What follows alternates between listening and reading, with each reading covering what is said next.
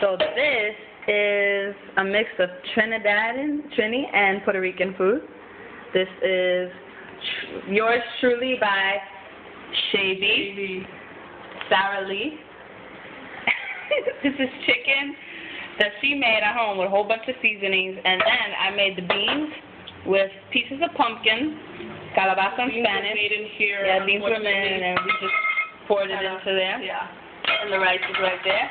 So, you know, this is our food network right here. That's right. That's right. Next to the work. Showbie Seafood Network. This is a preview of Elevate Food. We going higher. Yeah. Woo! So, yeah, it's gonna taste really good. So when we taste it, our taste buds are gonna be blown away. Yes. All right. So, bye guys. Take care. And we'll record more food stuff for Elevate. Yeah. Elevate East 2011. If you didn't pay already, pay. Bye.